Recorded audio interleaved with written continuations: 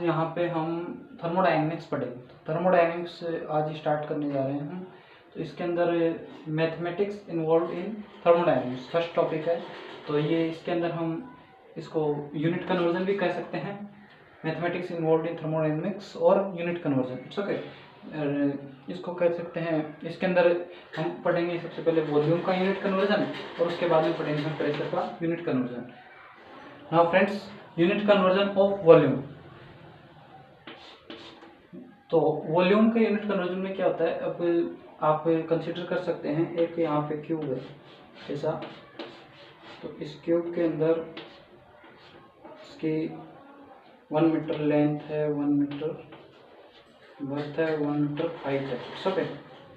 तो यहाँ 1 metre height हो गई, 1 metre length, 1 metre breadth, it's okay. तो इसमें ये 1 लीटर होता है। आप देखोगे घर के अंदर टंकी 1 मीटर 1 मीटर 1 मीटर ऐसे करते हैं, तो वो लगभग 1000 लीटर के बराबर आप अज्यूम कर सकते हो उस चीज़ को। तो यहाँ देखो 1 metre cube is equal to 1000 litre हो गया। तो यहाँ 1 litre is equal to 10⁻³ metre cube. So अब इसको हम यहाँ मीटर की जगह डेसीमीटर, अब एक और रिलेशन निकालना है। तो 1 metre cube is equal to 10 decimetre होता है। तो 10 decimetre 10 decimetre 10 decimetre is equal to 1000 litre. तो 1000 decimetre cube is equal to 1000 litre. So इसका मतलब क्या हुआ, 1 litre is equal to 1 decimetre cube हो गया। सो इसी प्रकार से हम अब इसको सेंटीमीटर में भी चेंज कर सकते हैं। नाउ हम उसी जो 1 मीटर को है वो 1 metre is equal to 100 centimetre होता है। तो 1 मीटर की वैल्यू 100 सेंटीमीटर इसके अंदर पुट कर देंगे। तो 100 centimetre 100 centimetre 100 centimetre length, breadth और हाइट हो गई, तो is equal to 1000 litre, okay.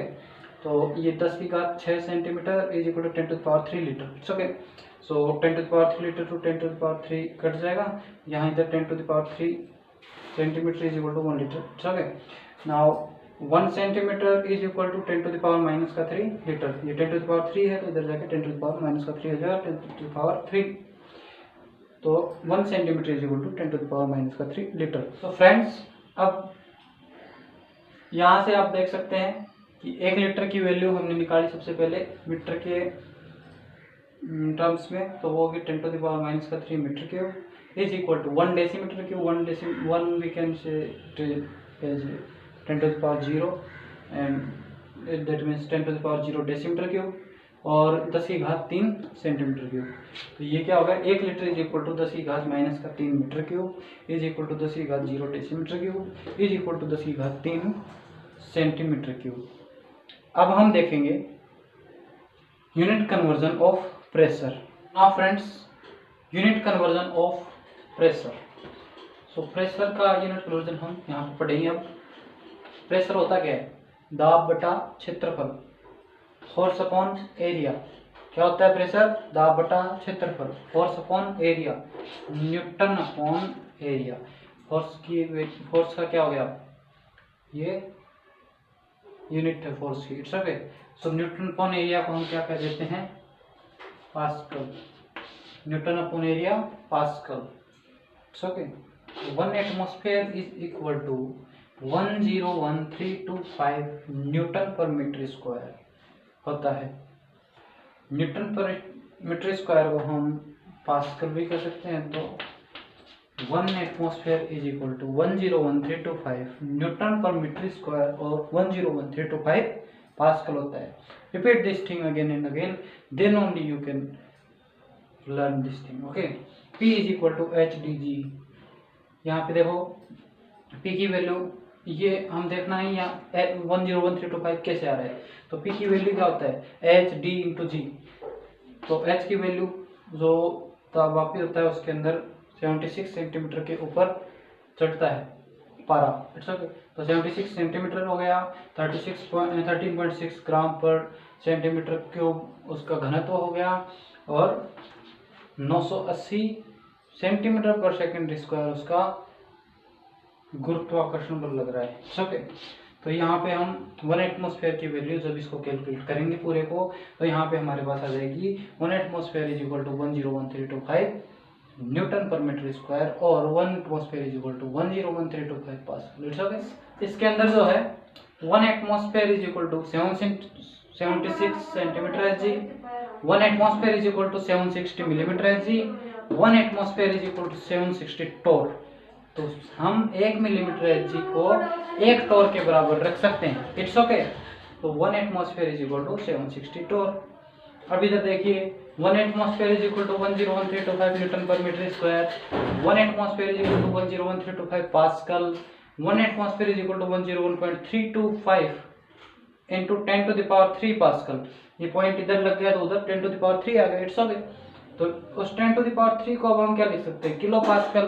तो 101325 kilo pascal, 1 atmosphere is equal to 101325 kilo pascal, 1 atmosphere is equal to 1.1225 into 10 to the power 5 pascal, 1 atmosphere is equal to 101.325 bar and 1 bar is equal to 10 to the power 5 Pascal.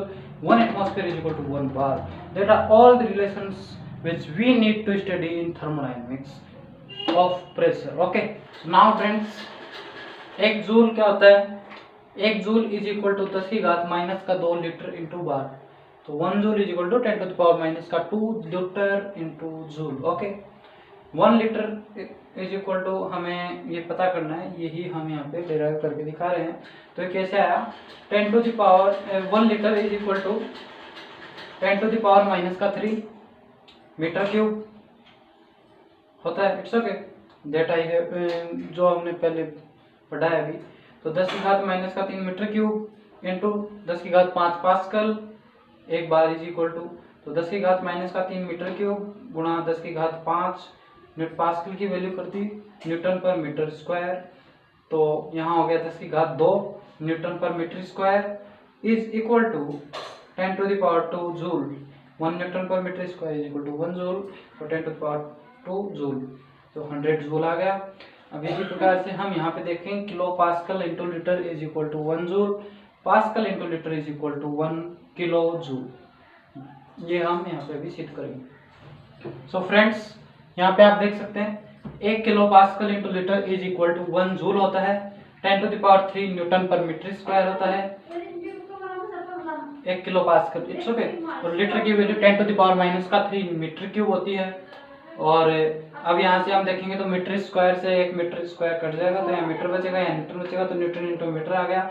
10 to the power 3 से 10 to the power minus का 3 cancel हो गया, तो 1 Newton into metre आ गया। तो 1 kilo pascal into litre कितने के बराबर हो गया, 1 जूल के बराबर हो गया। It's okay.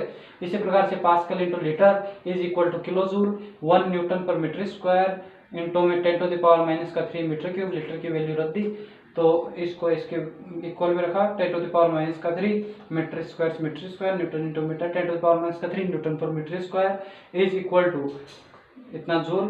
तो 1 ये 10 टू द पावर माइनस का 3 है, वो उधर जाके क्या हो जाएगा, प्लस का हो जाएगा, 10 टू द पावर प्लस का 3, तो 1 newton per metre square is equal to 10 to the power plus का 3 joule. 1 newton per metre square is equal to, we can write 10 to the power as a kilo, that means 1 kilo joule. So pascal into litre किसके बराबर हो गया, 1 kilo joule के बराबर हो गया। और 1 किलो पास्कल इंटू लीटर किसके बराबर हो गया, 1 जूल के बराबर हो गया। ओके। सो फ्रेंड्स, अब हमारे पास इससे क्या 3 रिलेशन आए। 3 रिलेशन क्या क्या है, 1 litre bar is equal to 100 joule, पहला रिलेशन। दूसरा relation 1 kilo pascal into litre is equal to joule, 1 joule. It's okay. And 1 pascal into metre cube is equal to kilo joule, 1 kilo joule. It's okay. So friends, अब हम पढ़ेंगे unit conversion of energy. Energy का unit conversion करने के लिए हम किस चीज का उपयोग करेंगे, हम जो आइडियल गैस इक्वेशन है ना, ये आइडियल गैस इक्वेशन है। इस गैस इक्वेशन के अंदर एक गैस, ये जो आइडियल गैस इक्वेशन का एक कांस्टेंट होता है आर। It's okay. इस आर का हम यूज करेंगे। इस आर की काफी सारी अलग अलग प्रकार की वैल्यूज होती हैं, उनका यूज करके हम यूनिट कन्वर्जन करेंगे एनर्जी का। सो फ्रेंड्स, जो आर की वैल्यू हम यूनिट कन्वर्जन ऑफ एनर्जी के अंदर यूज में लेने वाले हैं वो है R is equal to 2 calorie per kelvin per mole is equal to 8.314 joule per kelvin per mole is equal to 0.0821 joule per kelvin per mole is equal to 0.08314 litre bar per kelvin per mole is equal to 8.314 kilo pascal into litre per kelvin per mole. It's okay. तो इन values का हम use करेंगे। आप इन चीज को एक बार repeat कर लेते हैं। 2 calorie per kelvin per mole is equal to 8.314 joule per kelvin per mole is equal to 0.0821 litre ATM per kelvin per mole is equal to 0.08314 litre into bar per kelvin per mole is equal to 8.314 kilo pascal into litre per kelvin per mole. Okay. तो इन values का हम use करेंगे net conversion of energy के लिए। सो friends, अब इसमें देखेंगे हम कि ये यूनिट कन्वर्जन कैसे करते हैं। तो ये देखिए 30 कैलोरी है, तो 30 कैलोरी को लीटर इंटू बार में चेंज करना है। तो जिस चीज में चेंज करना है उस वाले आर की वैल्यू ऊपर रखो और जिस चीज को चेंज करना है उस वाले आर की वैल्यू नीचे रखो। तो आर कैलोरी वाली वैल्यू नीचे, आर लीटर इंटू बार वाली वैल्यू ऊपर। तो इसको ऐसे डिवाइड करके इसको 30 कैलोरी से मल्टीप्लाई कर देना है। क्यों? सीधा सा कैलोरी से कैलोरी कट जाएगा, लीटर इंटू बार बच जाएगा। आर की जो यूनिट है वो कैंसिल हो जाएगी। तो जैसे ये है तो 30 कैलोरी पुट कर दिया एंड आर की value 0.08314 litre into bar per kelvin per mole divided by R calorie. Calorie क्या होता है? 2 कैलोरी पर केल्विन पर मोल। कैलोरी पर केल्विन पर मोल से कैलोरी पर केल्विन पर मोल कट गया। कैलोरी से calorie इधर केल्विन पर मोल से kelvin per मोल cut गया and calorie से कैलोरी कैंसिल हो गया। 30 इंटू 0.08314 लीटर इंटू बार हो जाएगा। तो ये हो जाएगा 2.4942 litre into bar. It's okay.